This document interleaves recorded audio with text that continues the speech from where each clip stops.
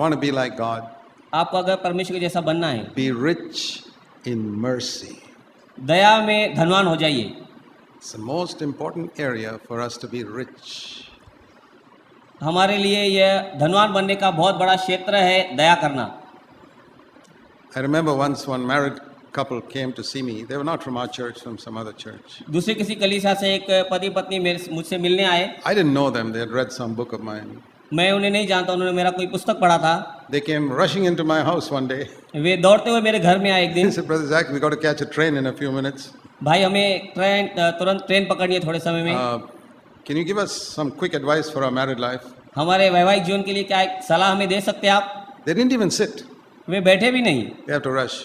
उनको घाई था। I said, okay. मैंने कहा ठीक है।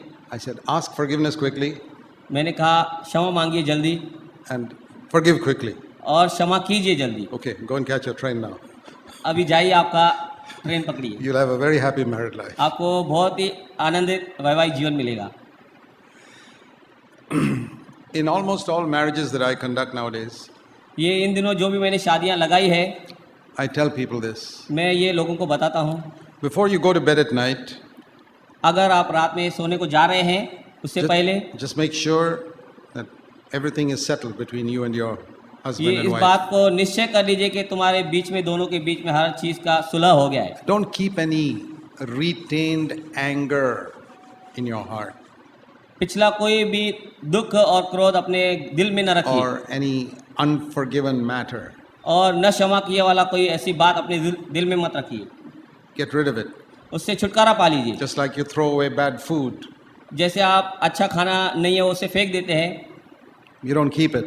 वो आपसे रखते नहीं है, Because if you keep it, it'll stink tomorrow. अगर हम उसे रख देते तो दूसरे दिन वो बदबू करता So है। at night, it says in Ephesians 4, verse 26, इफ्सियों इसका चौथा अध्याय 26वां वचन ये कहता है, don't let the sun set on your anger.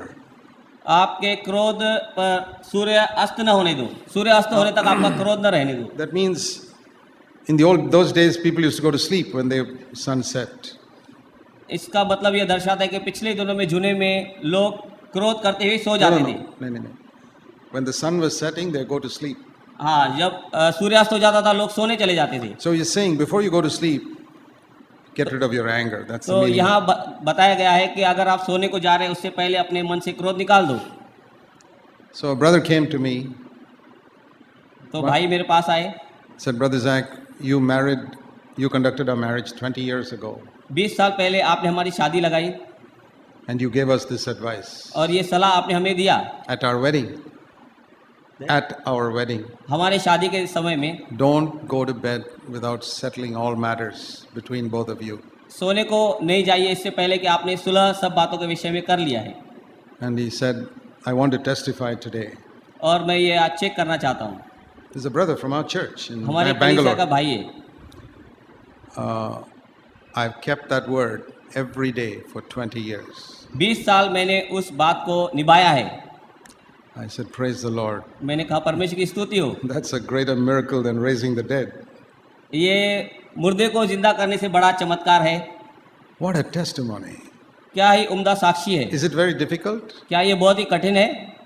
Supposing I tell you, before you go to bed, remove all the thorns from your feet, then only go to sleep. अगर मैं आपसे ये कहता हूँ कि सोने से पहले अपने पैरों में से सब कांटे निकाल दियो और फिर जाओ सोने को।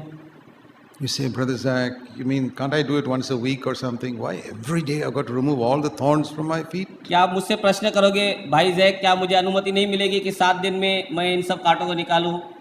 Every day? हर दिन मुझे निकालने पड़ेंगे?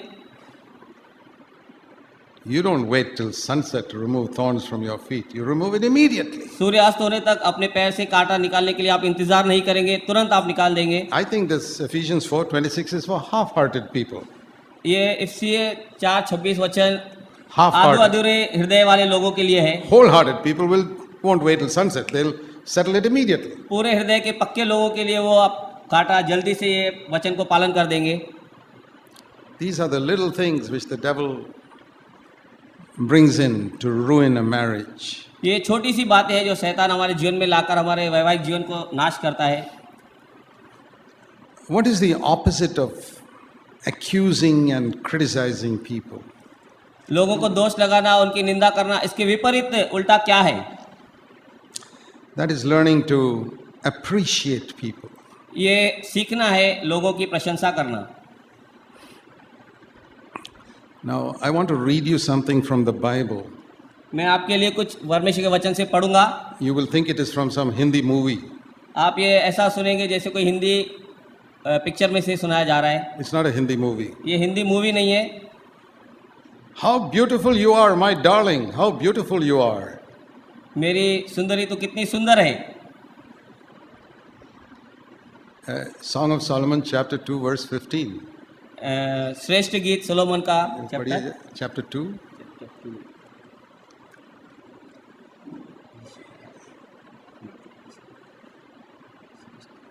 Chapter 2, verse 15. श्रेष्ठ गीत इसका दूसरा अध्याय और 15वां वचन। पढ़िए, 2:15। 15. हमारे लिए The Song of Solomon, श्रेष्ठ गीत chapter 2. Oh, sorry. My mistake. Chapter 1, chapter verse 15. 15वां वचन, पहला अध्याय। तू कितनी रूपवती है मेरी प्रिया, तू कितनी रूपवती है, तेरी आंखें कबूतरी के समान है। Have you once in your life said that to your wife? क्या अपने जीवन में आपने एक बार भी अपनी पत्नी से यह कहा है? Once. एक बार। Okay. Now that all the sisters are very happy, अब सब बहनें खुश है। I want to ask the sisters. Have you ever said, verse 16, to 16वां your, वचन, क्या आपने to your पत्नियों से husband, अपनी पत्नियों से कहा है? how handsome you are, तू कितना my सुंदर beloved, है, and you're so pleasant. तू कितना सुंदर है मेरे प्रियतम, और कितना मन भावना है। See, this is not a Hindi movie, this is the Bible. ये हिंदी पिक्चर नहीं है, लेकिन ये परमेश्वर का वचन है। The Lord wants us to learn to appreciate one another. परमेश्वर हमें चाहता है सिखाना, एक दूसरे की प्रशंसा करना। Why are we only ready to find fault? हम ऐसे क्यों है कि दोष ढूंढने वाले हैं? Supposing I were to give you all a piece of paper, अगर मैं आपको एक पन्ना देता हूँ, खाली कागज, without thinking, quickly write down 3 good things about your husband or wife. अपनी पत्नी या पति के लिए जल्द से जल्द 3 अच्छी बातें लिखिए, And write 3 bad things about your husband or wife. और तुरंत जल्द से जल्द अपने पत्नी या पति के लिए 3 बुरी बातें लिखिए। Which will you be able to write quicker? कौन सी बातें आप जल्द लिखेंगे? Which will you have to think? किसके लिए आपको सोचना पड़ेगा? There you know वहाँ आप जानते हैं whether you're more like the devil or more like Jesus Christ. आप ज़्यादा शैतान के जैसे हैं या प्रभु यीशु मसीह के जैसा। Can you immediately think of 3 good things that your husband has got क्या आप तुरंत 3 अच्छी बातें अपनी पत्नी या पति के लिए or सोच your सकते wife हैं? has got? अपनी पत्नी के लिए The devil makes us forget those things. शैतान हमें उन चीज़ों को भुला देता है। Song of Solomon is a wonderful book. श्रेष्ठ गीत एक अच्छा पुस्तक है। Today we know it's a picture of Christ in the church also. आज हम यह देखते हैं कि ये यीशु मसीह और उसकी देह कलीसिया, उसकी पत्नी के विषय में भी। But before Jesus came to earth, पर पहले यीशु मसीह इस पृथ्वी पर आने से and पहले, before there was a church, और इस पृथ्वी पर कलीसिया बनने से पहले, for 1,000 years after Solomon wrote it, what was it referring to? 1000 वर्ष पहले इसके, जब उस सोलोमन के श्रेष्ठ गीत में सुलेमान के लिखा गया, वो क्या दर्शाता था? For the 1,000 years up to the coming of Christ, what was this book referring to? ये बुक क्या दर्शाता और दिखाता था 1000 साल यीशु मसीह के आने से पहले? It was talking about husband-wife relationship. ये पति और पत्नी के संबंध के विषय में कहता है। The Lord was saying, I want you to appreciate one another. परमेश्वर कहता है, मैं चाहता हूँ कि आप एक दूसरे की प्रशंसा करें। Very often problems arise because we are quick to criticize but very slow to appreciate. अक्सर ये हो जाता है कि हम दोष देने में बहुत उतावले और आगे रहते हैं, प्रशंसा करने में बहुत पीछे रहते हैं। So we need to change that attitude हमें ऐसा स्वभाव को बदलना है and say, Lord, I want to learn to be quick to appreciate. और हमें परमेश्वर से कहना है कि परमेश्वर, मैं सीखना चाहता हूँ किसकी You प्रशंसा करना। know, Jesus was like that. यीशु मसीह ऐसा था।